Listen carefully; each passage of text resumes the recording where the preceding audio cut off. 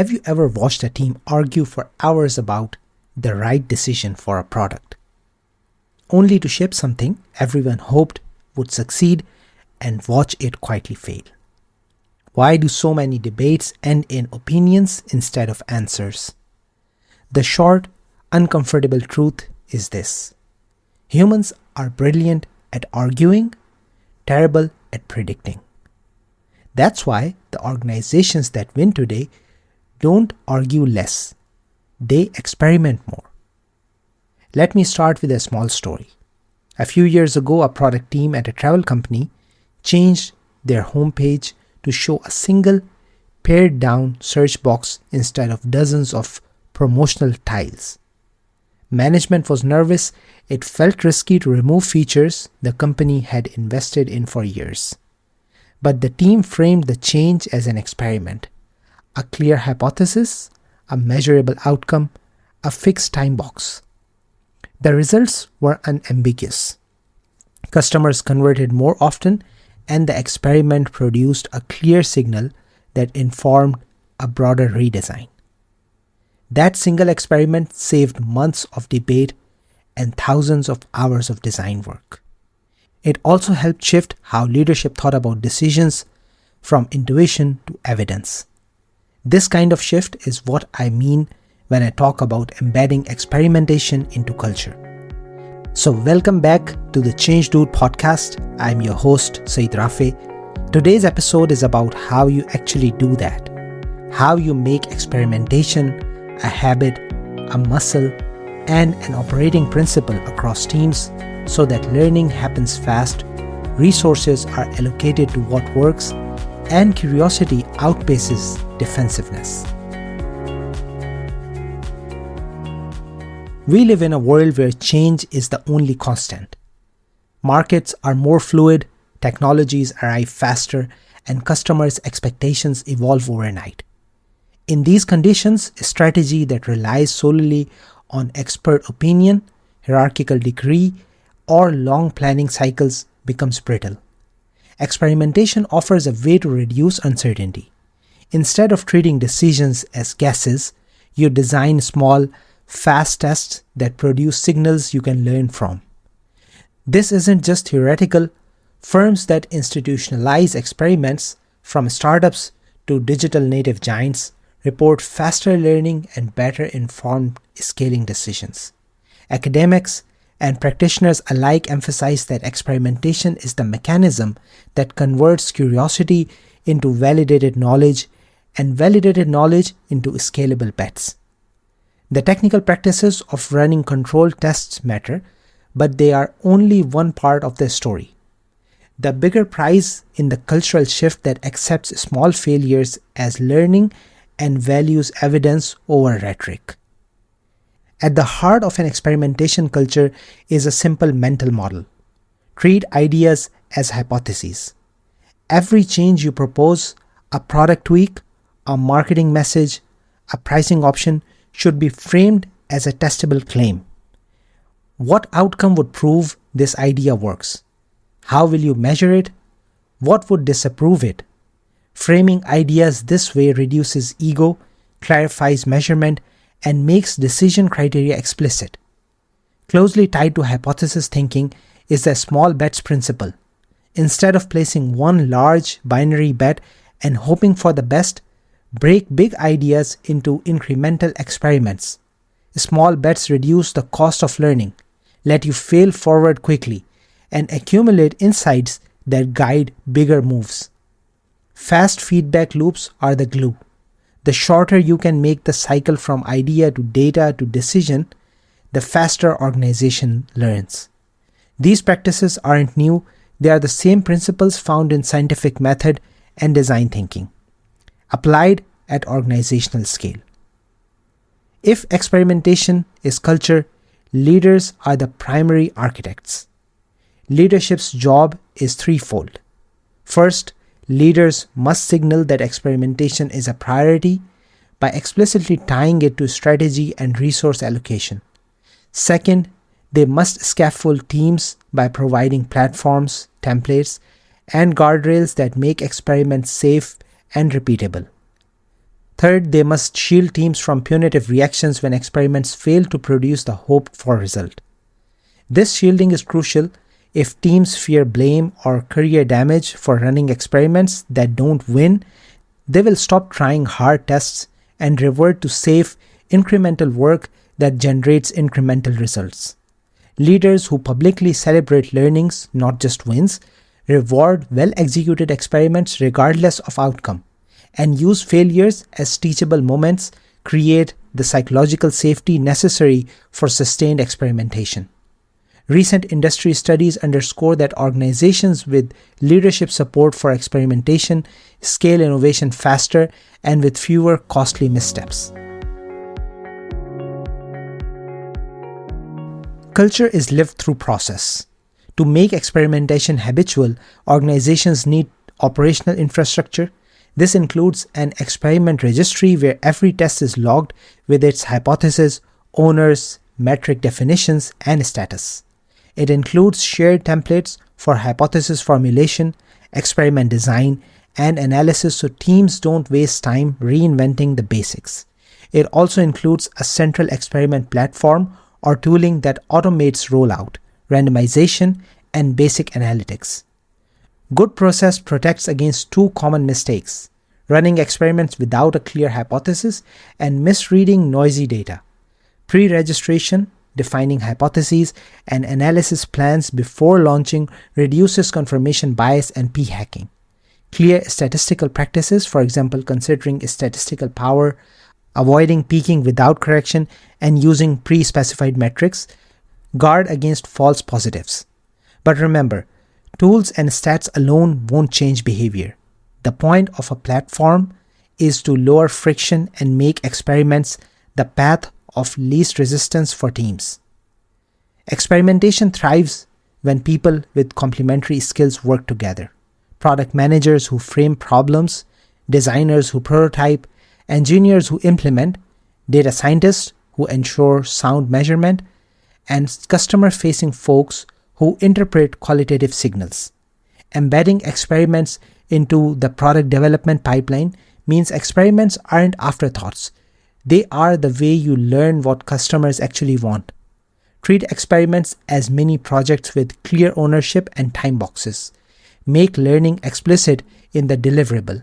The result of an experiment is not just a metric delta, but a concise learning brief that answers the original hypothesis and proposes the next steps. Over time, these briefs become a living knowledge base, a company's institutional memory about what worked, in what context, and why. One of the hardest decisions is picking the right metric. Vanity metrics that feel good but don't change decisions are toxic to experimentation. The trick is to choose metrics that are both measurable quickly and connected to real business outcomes. In many experiments, you will have a primary metric that ties directly to the business question and secondary metric that detect negative side effects. Also distinguish between leading and lagging indicators. A test might show early engagement lifts, a leading signal, but the real test of value could be retention or lifetime value, lagging signals. Structure experiments so you can capture and interpret both kinds of signals and design follow-ups for longer-term measures. Sound measurement practices are a competitive advantage because they let you act confidently on results rather than guessing. If experiments are going to be frequent, failures will be too. Building tolerance for intelligent failure is not the same as rewarding carelessness. The difference is in intent and learning. An experiment that was designed with clear hypotheses, reasonable power, and thoughtful analysis but produced a null or negative result is still valuable. It prevented a larger, costlier mistake and generated knowledge. How you narrate these outcomes matter.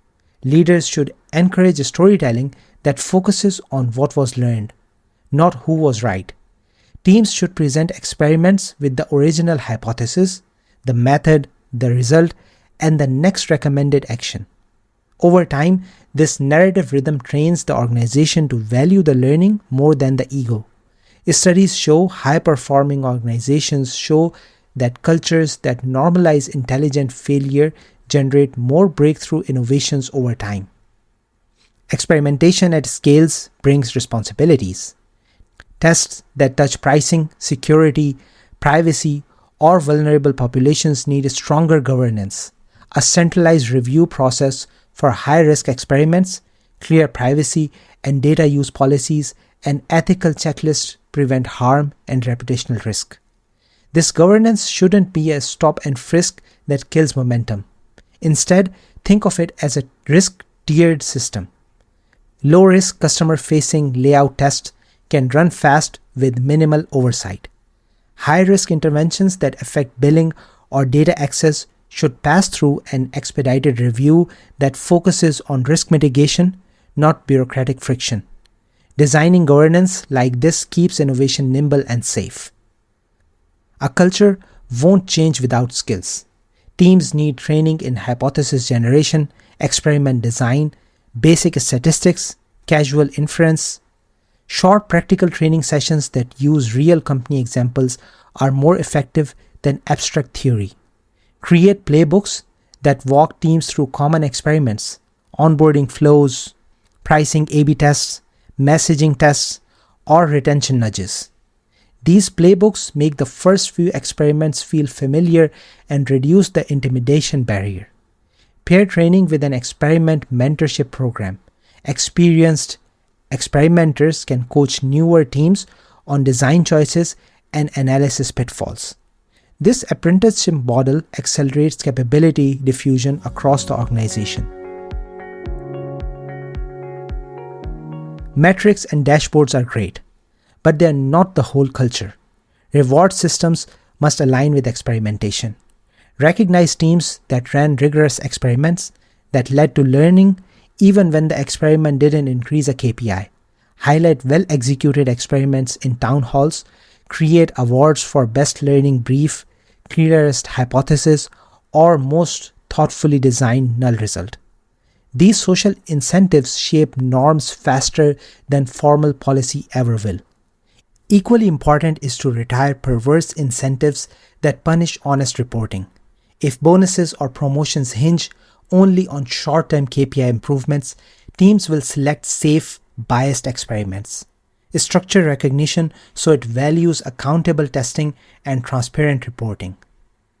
When experiments consistently generate signals, organizations must decide how to scale winners. Scaling isn't automatic, it's deliberate. Create a repeatable path for validated ideas to move from experiment to productization. Post-experiment validation checks, implementation playbooks, and a resource allocation mechanism to invest in scaling. Also use patterns. Often, multiple teams discover similar insights. A centralized team can distill patterns and produce reusable components or playbooks that accelerate adoption across the organization. This is how localized experiments seed company-wide innovation without losing the advantages of decentralization. There are traps that undo experimentation efforts. The first is the false positive machine. Sloppy tests that produce spurious wins because of bad metrics, peaking, or multiple uncorrected comparisons. The second is the one-hit wonder, a single successful experiment being treated as proof of a sweeping strategy. The third is hero-based experimentation, relying on a small group of experts rather than building distributed capability. Avoid these by institutionalizing pre-registration, investing in training, and scaling through template-driven processes rather than heroes.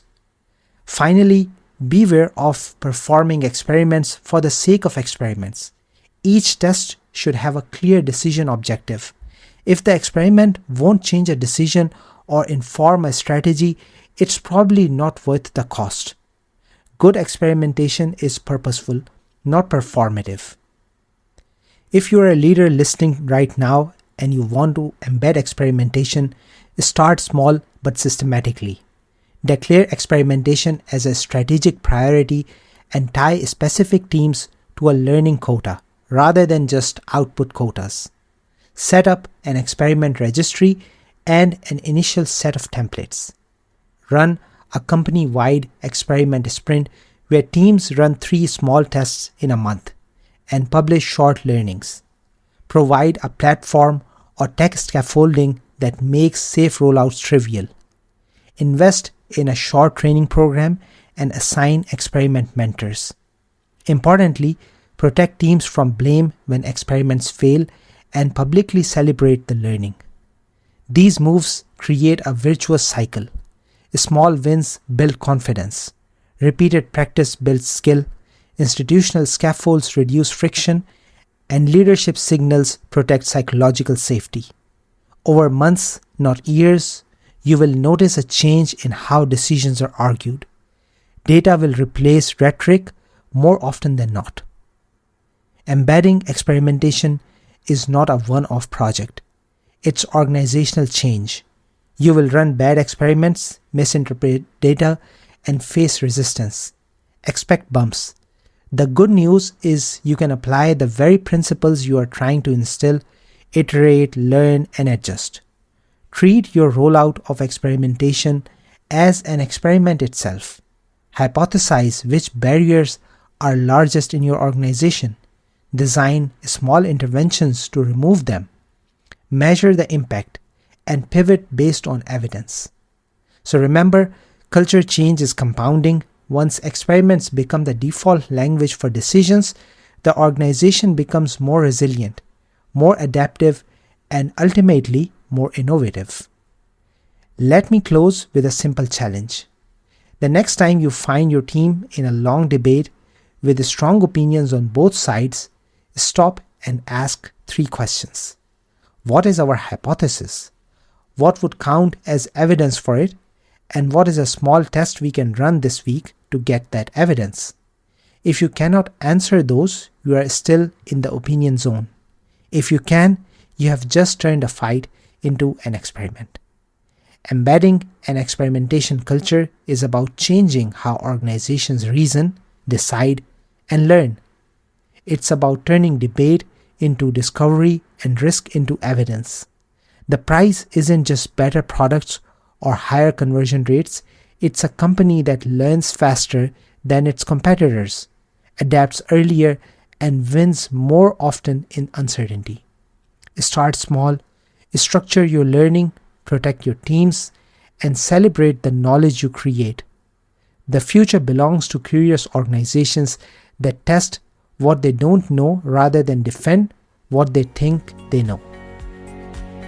Thank you for listening to the Change Dude podcast. If you liked this episode, try one small experiment, take one debate on your calendar this week and turn it into a testable hypothesis. I'll see you next time.